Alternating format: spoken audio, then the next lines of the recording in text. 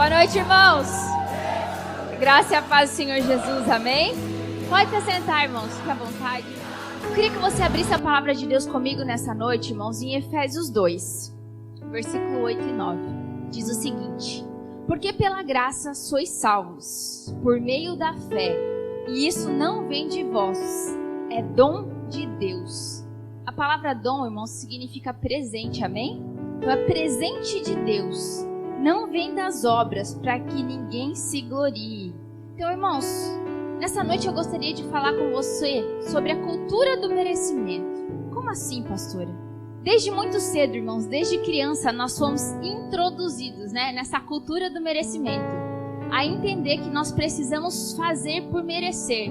Que tudo aquilo que nós vamos ganhar, que tudo aquilo que nós vamos conquistar, nós precisamos merecer. Não é aquela história? Se você comer todo o almoço, você ganha sobremesa. Não é assim que você fala pro seu filho? Se você comer toda a comida, depois você ganha refrigerante.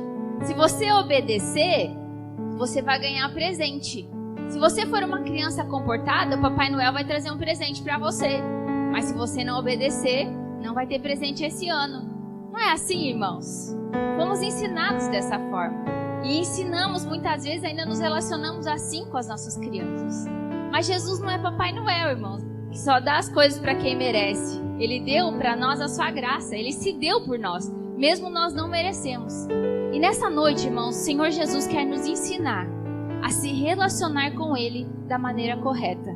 Você tem se relacionado com Deus da maneira correta, irmãos? Nós vamos falar sobre isso nessa noite. Porque muitas vezes, irmãos, nós achamos que para que nós precisemos nos relacionar com Deus da forma correta, nós precisamos ser dignos, nós precisamos merecer. Nós precisamos merecer. E aí, irmãos, por causa disso, nós acabamos nos auto-sabotando. Por quê? Olhamos para nós, irmãos, e não vemos merecimento. Não vemos nada que nos torne dignos de se achegar à presença de Deus. Irmãos, Deus quer abrir a janela do céu para você. Deus quer derramar as mais ricas bênçãos sobre a sua vida. Ele só quer te ensinar nessa noite a você se relacionar com Ele da maneira certa.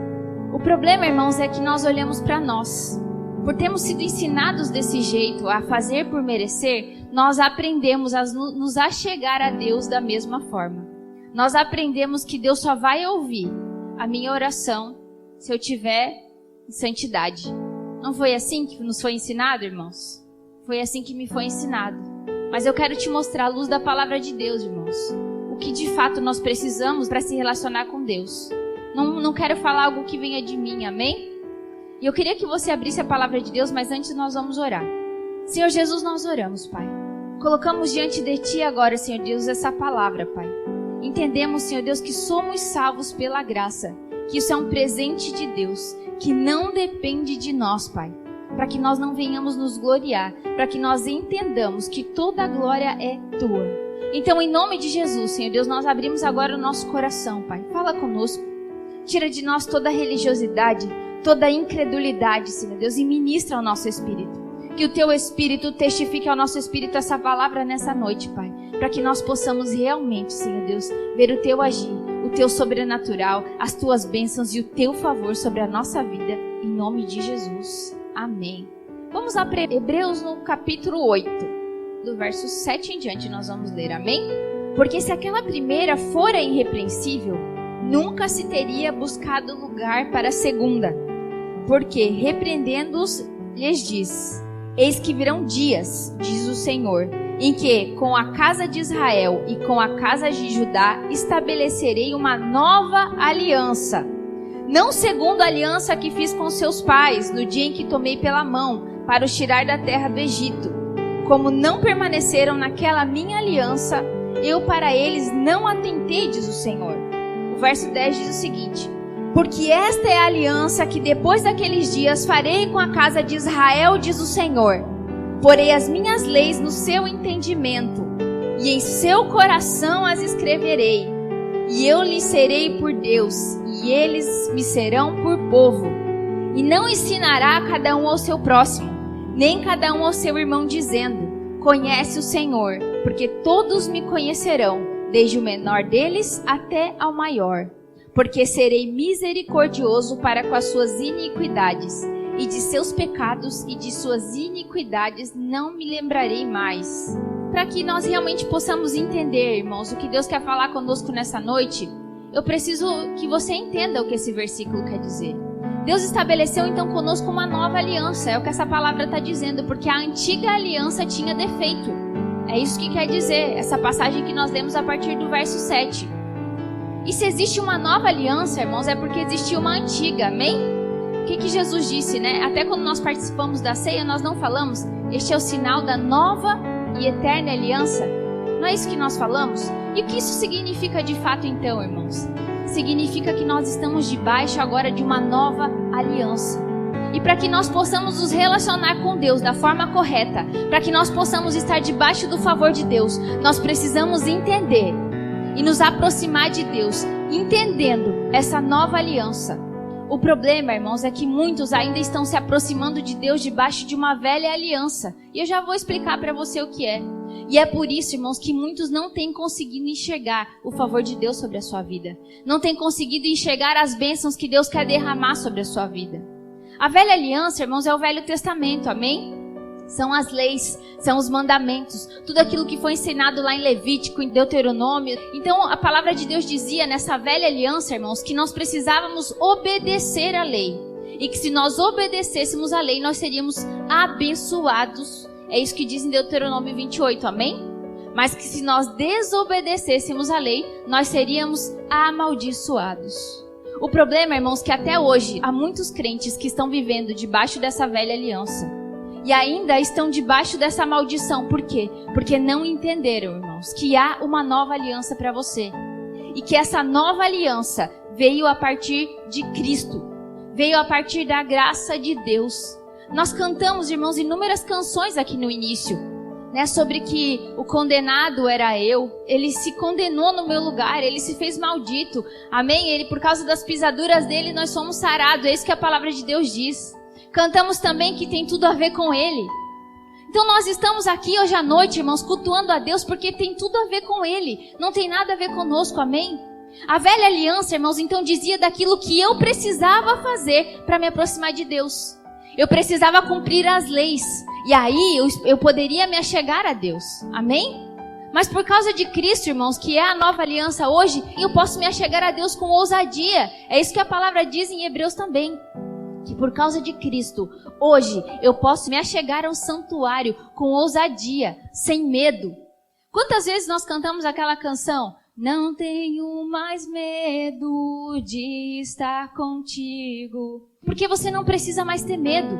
Na antiga aliança, irmãos, as pessoas tinham medo de se aproximar de Deus, de se chegar perto dele, porque a palavra de Deus diz, irmãos, que somente os sacerdotes podiam entrar no Santíssimo, no Santo dos Santos, e se achegar a Deus, amém? Nós, pessoas comuns, não poderíamos nos achegar à presença de Deus. Somente um sacerdote poderia fazer isso. Mas hoje, irmãos, por causa de Cristo, nós temos livre acesso a Deus. E é isso que você precisa entender. Que a única coisa que você precisa para se achegar a Deus hoje de forma correta é Cristo. Você só precisa entender o que Cristo fez por você. Então a lei, irmãos, a velha aliança, ela dizia então que o homem precisava o quê? Obedecer então para ser abençoado. A nova aliança diz o quê? Que eu preciso crer. Eu li o primeiro versículo e eu disse, pela graça sois salvos por meio da fé. Então nós somos salvos, irmãos, por meio da fé e não por causa daquilo que eu faço. E o versículo continua dizendo, não pelas obras, para que ninguém se glorie disso. Então a salvação, irmãos, não está relacionada àquilo que eu faço para Deus, e sim, crer em Cristo, crer na graça maravilhosa dele, que me salvou. Eu li para você em Hebreus 8, do 7 ao 12, agora eu tenho uma nova aliança para você. Isso é uma profecia que já estava lá no Velho Testamento. E nessa nova aliança, irmãos, o Senhor disse, porei minhas leis em seu entendimento. E o que quer dizer isso, irmão? Antes, todos sabiam as leis. As leis foram dadas por Moisés. As pessoas estudavam a lei e elas obedeciam a lei. E agora, na nova aliança, o Senhor disse, eu vou escrever a lei no seu coração. É a mesma coisa, irmãos, que você colocar uma regra lá na sua casa para o seu filho, amém? Você vai dizer para ele, o negócio é o seguinte, hoje aqui em casa é lei. Você tem que comer brócolis. Vai funcionar, irmãos, colocar uma lei de que agora na sua casa é obrigada a comer brócolis? Não vai. Talvez a criança até coma, mas coma com dificuldade, com vontade até de vomitar, não sei. O Senhor estava dizendo o quê? Eu vou colocar as leis no seu coração. É como se, em vez de colocar uma lei que o seu filho é obrigado a comer brócolis, é como se Deus estivesse colocando dentro dele o desejo de comer brócolis. Consegue entender a diferença, irmão? Então é isso que Deus faz conosco. Ele não nos dá mais dando lei para cumprir. Ele está colocando a lei dentro de nós, para que nós tenhamos prazer em obedecer a lei, simplesmente porque o amamos. O apóstolo João disse: nós o amamos porque ele nos amou primeiro. Nós não somos capazes de amar a Deus assim, sozinhos. Ai, pastor, eu sou sim. Irmão, sabe quando nós vamos amar a Deus verdadeiramente? Quando nós entendemos o quanto nós somos amados por Ele. Quando eu era criança, me ensinaram que eu precisava amar a Deus sobre todas as coisas. Mas eu não conseguia entender como isso era possível. Eu pensava, tudo bem, eu tenho que amar a Deus, mas mais que meu pai e minha mãe? Por quê? Porque eu entendia o quanto meu pai e minha mãe me amavam. E eu me sentia amada por eles. Então eu não conseguia imaginar eu amando alguém mais do que meu pai e minha mãe. Quando eu entendi o amor de Deus por mim, irmãos, eu entendi o quanto eu amava Ele também.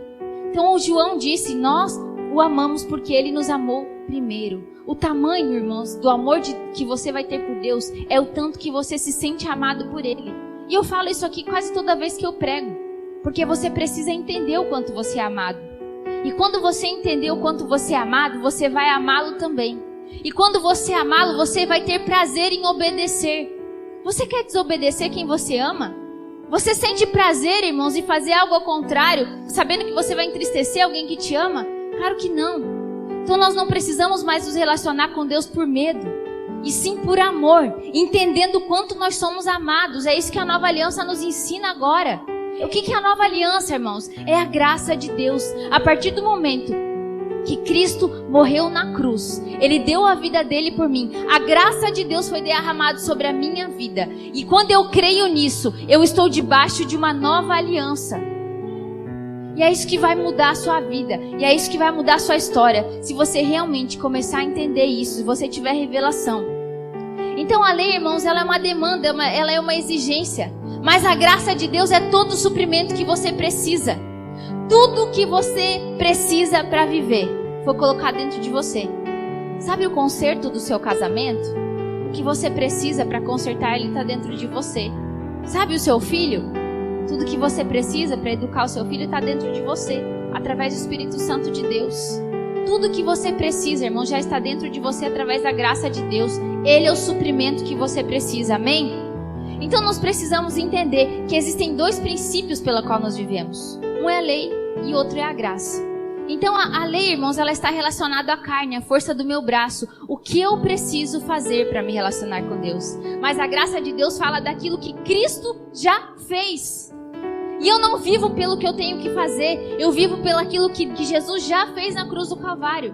E é dessa forma que você vai se aproximar de Deus. Irmão, talvez você fique pensando, meu Deus, tudo isso que a pastora está falando até agora, ela já falou 1000 vezes. Mas calma, irmãos, que eu já vou chegar onde eu quero, amém?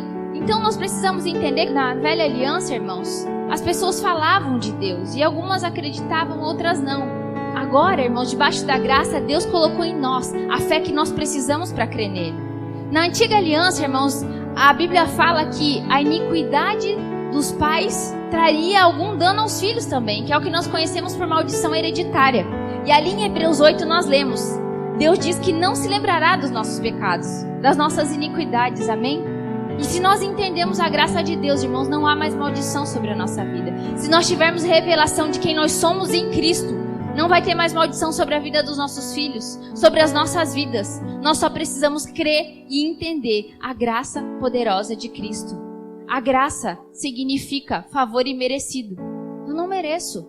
Você não merece. Sabe o que nós merecíamos, irmãos? De acordo com a palavra de Deus, e se fosse pela lei, o que nós merecíamos era o inferno, amém?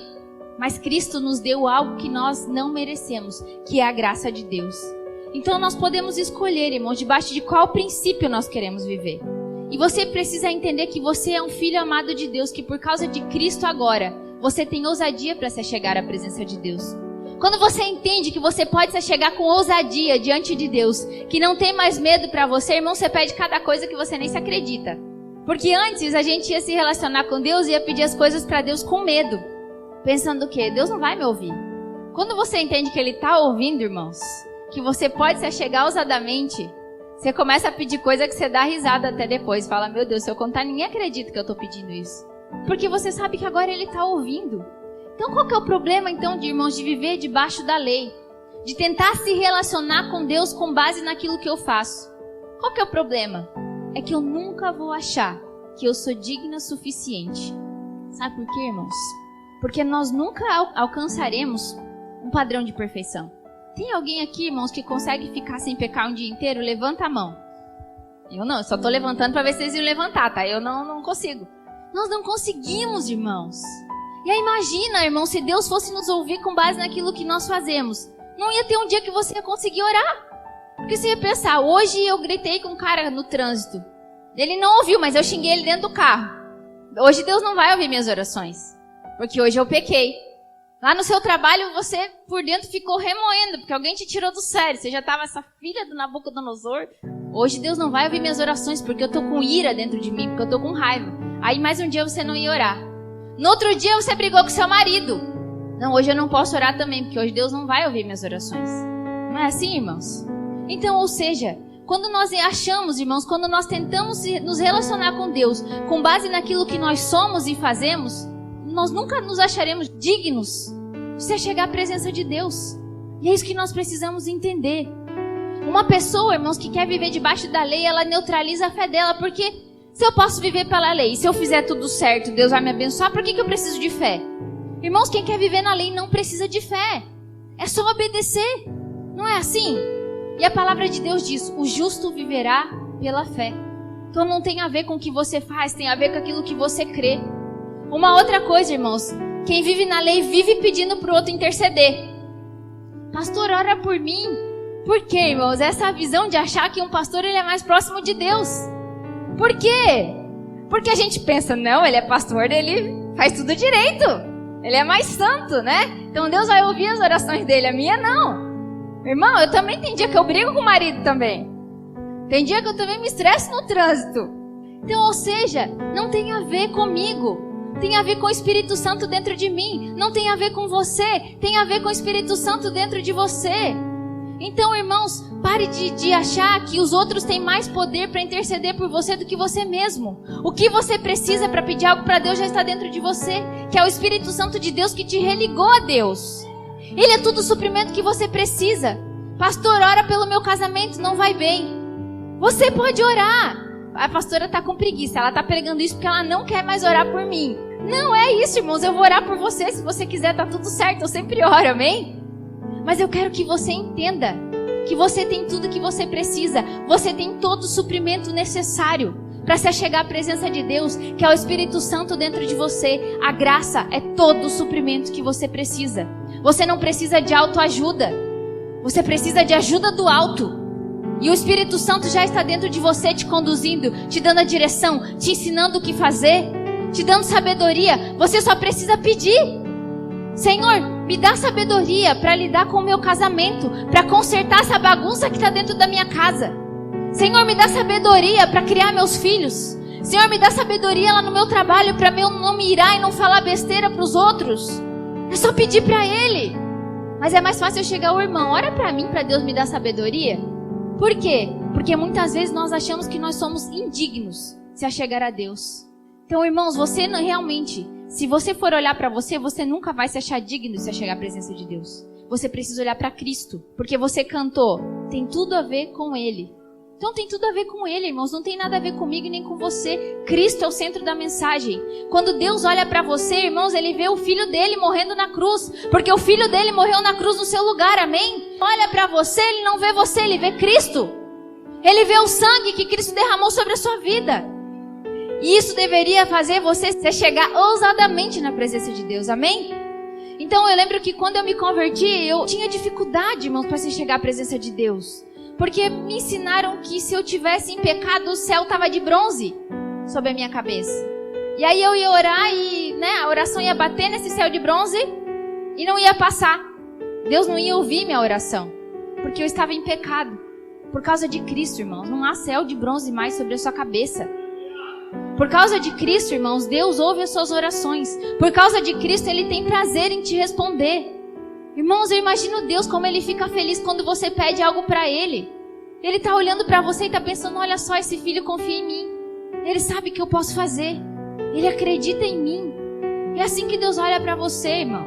Os nossos pecados, irmãos, não são impedimento para Deus realizar aquilo que Ele quer na nossa vida, amém? Porque o nosso pecado, Cristo já venceu na cruz do Calvário. E qual que é o sinal, né, de quem vive na lei? Justiça própria. E esse é o centro da mensagem nessa noite, irmãos. E é sobre isso que eu gostaria de falar nessa noite. O que é justiça própria, pastora? É eu achar que eu mereço alguma coisa. É eu querer me relacionar com Deus na base do merecimento. Hoje eu li a Bíblia 1 hora. Jejuei o dia inteiro. Orei 3 horas. Hoje o céu está aberto. Tudo que eu pedi, Deus vai fazer. Tem irmão que é assim. Aí tem dia que você não conseguiu orar. Foi corrido. Daí você pensa, nem adianta, né? Eu não pedi nada para Deus porque eu não consegui falar com Ele hoje. Nem li a Bíblia, eu nem jejuei. E aí, irmão, você tem que falar de Deus para alguém. Lá no seu trabalho tem alguém que precisa muito ouvir falar de Jesus, não é assim? E aí você pensa. E agora, irmãos, você vai saber se você tem justiça própria ou não. E aí você pensa, quem sou eu para falar de Jesus para ele? Olha a minha vida. Se eu falar de Jesus para ele, ele vai falar, você? Você falando de Jesus para mim? Não tem a ver com você, irmão. Você vai falar de Cristo para ele, você não vai falar de você, amém? Ele que nos tornou dignos. É Ele quem nos justificou. A palavra de Deus diz em Romanos 3,26 que Ele é justo, mas Ele também é o justificador daqueles que creem em Cristo. Então Deus te justificou, irmãos, não foi pelo amor dEle, também, mas primeiro porque Ele é justo. E o preço precisava ser pago. E Cristo já pagou esse preço. E é isso que você precisa entender. Mas pastor, então quer dizer que agora eu posso fazer tudo o que eu quiser? Não, porque se você ama a Deus de verdade, irmãos, se você realmente teve revelação da graça, o pecado, irmãos, não vai mais fazer parte da sua vida. A graça, irmãos, é força para lutar contra o pecado e não uma liberação para você pecar. É isso que você precisa entender. Deus tirou de dentro de você a escravidão do pecado. A justiça própria, irmãos, é uma forma de dizer para Deus que eu sou abençoado por aquilo que eu faço e não por aquilo que Ele é. E nós muitas vezes tentamos nos relacionar não só com Deus, mas com as pessoas dessa forma também. Lá no seu casamento. O marido tava uma bênção hoje, né? Aí você pensa, hoje vou até fazer uma comida boa pra ele. Esse abençoado. No outro dia o marido tava um chato. Azucrinando, acordou de manhã já azucrinando sua vida. Aí você pensa, hoje ele vai comer ovo. Que hoje ele não merece. Não é assim? O marido é a mesma coisa, né? Ia levar ela pra passear no shopping hoje, mas ela fez ovo pra eu comer. Vai ficar em casa. Vai passear na rua se quiser. Porque não merece. Nós tentamos nos relacionar com as pessoas desse jeito, irmãos. Nós fomos ensinados assim. Quando alguém faz alguma coisa pra mim, eu me sinto injustiçado. Na hora eu penso assim, eu não mereço. Eu não merecia ter ouvido isso que essa pessoa me disse. Eu não fiz nada. O que eu fiz pra merecer essa ofensa? E uma pessoa, irmão, cheia de justiça própria, ela vive ofendida. Ela se sente humilhada por qualquer coisa. Outro dia nós falamos sobre orgulho. E uma pessoa, irmão, cheia de justiça própria é uma pessoa orgulhosa. Uma pessoa cheia de justiça própria, ela olha o tempo todo para ela e pensa, meu Deus, como eu sou bom. Eu sou muito bom mesmo. Essa igreja é muito privilegiada em me ter aqui, porque eu sou muito bom. Eu faço isso, eu faço aquilo, eu sou bom demais. Essa célula, se eu fosse meu líder, me levava aqui, ó. Porque eu sou muito bom. Irmãos, uma pessoa orgulhosa, cheia de justiça própria, ela é assim. Ela pensa que ela merece, que Deus tem a obrigação de dar as coisas para ela porque ela merece. E Deus, irmão, só dá para quem entende que não merece. Eu queria que você abrisse a palavra de Deus comigo em Lucas 18, verso 9 em diante, diz assim. E disse também esta parábola aos que confiavam em si mesmos, crendo que eram justos, desprezavam os outros. 2 homens subiram ao templo para orar, um fariseu e o outro publicano. O fariseu, estando em pé, orava consigo desta maneira. Ó Deus, graças te dou, porque não sou como os demais homens, roubadores, injustos e adúlteros, nem ainda como este publicano. Jejuo 2 vezes na semana, dou os dízimos de tudo quanto possuo. O publicano, irmãos, é cobrador de impostos, amém? O publicano, porém, estando em pé, de longe, nem ainda queria levantar os olhos aos céus, mas batia no peito dizendo: ó Deus, tem misericórdia de mim, pecador. Digo-vos que este desceu justificado para a sua casa, e não aquele. Porque qualquer que a si mesmo se exalta, será humilhado, e qualquer que a si mesmo se humilha, será exaltado. Aqui então o fariseu estava batendo no peito e orando para Deus, dizendo quanto ele era bom. Enquanto o publicano se jogou no chão e disse: Senhor, tem misericórdia de mim, que sou pecador. E aí Jesus perguntou: quem dos dois desceu justificado? O que se humilhou, irmãos. O fariseu era cheio de justiça própria. Ele estava tentando orar, estava tentando se relacionar com Deus com base naquilo que ele fazia. Jejum, dou dízimo de tudo. E aí Jesus estava querendo dizer para ele assim, ó, eu abençoo aquele ali, ó, o que admite que não merece. Você nunca vai ver na Bíblia, irmãos, Jesus fazendo milagre na vida de fariseu, quem achava que era bom. E você nunca vai ver na Bíblia também um pecador chegando diante de Deus pedindo milagre e ele dizendo: eu não vou te curar porque você é um pecador. Ele operava milagres, irmãos, na vida daqueles que se achegavam a eles humildemente, entendendo que não mereciam. E aí Deus fazia. Então, se você quer graça sobre a sua vida, irmãos, entenda que não tem a ver com você. Eu estava orando, irmãos, e Deus me direcionou a falar sobre isso, porque eu vejo muito isso, irmãos, na igreja. Ainda que nós tenhamos falado sobre graça, ainda que eu já tenha pregado 1000 vezes, ainda que você já tenha escutado isso no culto, ainda que você já tenha escutado isso no encontro com Deus, na maturidade, quando você conversa comigo, ainda assim, eu vejo irmãos, com dificuldade em se humilhar, se sentindo injustiçados. Todas as vezes, irmãos, que nós sentimos injustiçados, nós estamos querendo dizer: eu não merecia. E quando você tenta dizer eu não merecia, irmãos, não tem favor de Deus sobre a sua vida. A palavra de Deus diz em Gálatas, irmãos, 5, no versículo 4. E esse versículo é um versículo chave. Diz assim: separado estáis de Cristo, vós os que vos justificais pela lei, da graças tendes caído. O que esse versículo quer dizer então, irmãos? Muitas vezes nós pensávamos assim: meu Deus, eu decaio da graça quando eu peco. Se eu pecar, eu decaio da graça. E o que diz aqui, irmãos? Vós os que vos justificais pela lei, da graças tende caído. Então, quando nós, irmãos, decaímos da graça de Deus? Quando eu tento me justificar por aquilo que eu faço. Uma pessoa, irmãos, que se justifica por aquilo que ela faz, você vai cobrar alguma coisa dela, né? Você fala: ó, fulano, você precisa mudar isso. Ou ele se ofende, ou ele fala assim: eu até entendo que eu preciso mudar isso, mas eu faço tanta coisa direito e tu não vê. Só vê o que eu faço de errado. Não é assim? Tá tentando se justificar por aquilo que faz. E aí não aceita a correção. Quando a gente faz isso, irmão, a gente decai da graça. A mesma coisa é com Deus. Se você quer graça de Deus sobre a sua vida, pare de se justificar por aquilo que você faz. Chega logo diante de Deus e fala: Senhor, é o seguinte, eu não mereço. Na minha carne não habita bem nenhum. É isso que a tua palavra diz. Tua palavra diz: maldito é o homem que confia no homem e que faz a carne o seu braço. Então eu não confio na minha carne, eu confio em Ti, Senhor. Eu confio em quem o Senhor é em mim e não em quem eu sou. E não no que eu mereço, mas naquilo que o Senhor fez por mim. E aí, irmão, o céu vai se abrir. Você vai se chegar diante de Deus e você vai ver Deus operando grandes coisas na sua vida. E, irmãos, Deus trata com justiça própria. Quando nós somos cheios de justiça própria, irmãos, além de nós não vermos o favor de Deus sobre a nossa vida, Ele nos humilha. Sabe por que talvez você está sendo constantemente humilhado? Porque Deus ainda não tirou de você a justiça própria, mas Ele vai arrancar, irmão. Ele vai tirar.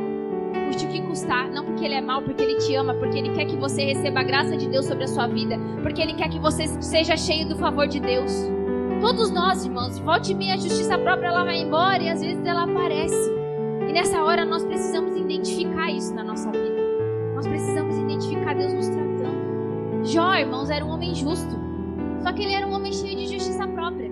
O comportamento dele era muito bom. A palavra de Deus diz que ele era um homem justo.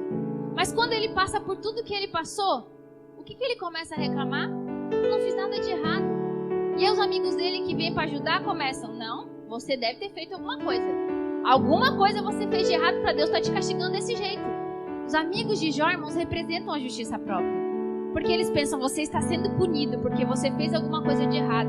E talvez você, irmão, e outra coisa que eu quero que você entenda nessa noite, talvez há coisas que você está vivendo na sua vida, há problemas que você está passando, que talvez você olhe e você fica pensando, o que eu fiz de errado?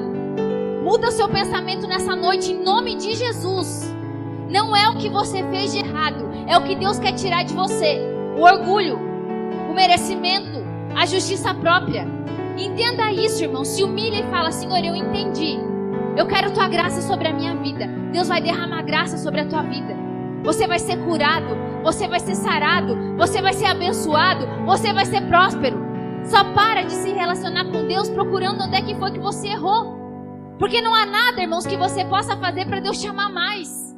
Mas também não há nada que você possa fazer para Deus te amar menos. Nós precisamos nos achegar diante de Deus como filhos, irmãos. Não tem a ver com o que você merece. Só para de procurar onde foi que você errou. Aceita logo a humilhação, deixa de lado esse orgulho. Deixa Deus tratar você. Ele quer derramar o favor de Deus sobre a tua vida. Só que para isso, irmãos, você tem que voltar para a graça de Deus. Para de se justificar pela lei. Para de procurar onde foi que você errou. E entenda, Deus quer te abençoar porque Ele te ama. Se você for procurar na Bíblia, irmãos, a graça e a justiça própria, elas estão muito mais explícitas do que você imagina. Outro dia o Juliano pregou sobre o filho pródigo. O filho pródigo, irmãos, era o filho cheio da graça de Deus. Mas na história existia o outro filho. O que o outro filho representava, irmão? Justiça própria. O que ele fala para o pai? Eu estava aqui o tempo todo te servindo. Eu nunca te desobedeci. E aí vem esse daí, ó, que fez tudo errado. Gastou todo o dinheiro e você recebe ele com festa. E às vezes, irmãos, é isso que está no nosso coração. Nós olhamos para o nosso irmão pecador, todo errado. E aí você pensa, como é que Deus abençoa essa criatura e eu não? Por que ele é cheio do favor de Deus e eu estou vivendo essa vida? Porque talvez, irmãos, você é o irmão do filho pródigo. O filho pródigo, ele se achega diante de Deus e fala assim, ó, eu não sou digno de te chamar de pai. Eu não sou digno de se chamar teu filho novamente. E aí a palavra de Deus diz que o pai recebe o filho com todo amor e com todo carinho. Enquanto o irmão ficou lá, ofendido. Então abra a mão da ofensa nessa noite. Abra a mão da justiça própria. Creia na graça de Deus. Na graça que Deus quer derramar sobre a sua vida. O justo viverá pela fé. Viva pela fé, querido, do Filho de Deus. Para de olhar para o teu braço. Em nome de Jesus. É nele que nós confiamos. Senhor Jesus, nós oramos, Pai. Entregamos a Ti, Senhor Deus, todo o nosso louvor nessa noite. Crendo que só Tu és santo. Só Tu és digno de todo louvor e de toda adoração. Abençoa a semana dos Teus filhos, Pai. A vida deles, Senhor Deus, nessa semana, que eles possam ver o favor de Deus sobre a vida deles. Que eles possam ver o Teu amor nos mínimos detalhes. Que tudo aquilo que eles Te pedirem, o Senhor possa ver eles cuidando de tudo, nos mínimos dos mínimos detalhes. Que eles creiam, Senhor Deus, nessa noite, enquanto eles são amados. Que o Senhor já nos justificou naquela cruz. Abençoa a casa deles, a saúde deles, Pai. O grande amor de Deus, a graça do nosso Senhor Jesus Cristo e que as doces consolações do Espírito Santo sejam sobre a nossa vida nessa noite. Sejam sobre a vida dos Teus filhos nessa noite, Pai. Leva cada um deles em paz, Senhor Deus, debaixo da Tua graça e do Teu favor. Em nome de Jesus nós oramos. Amém.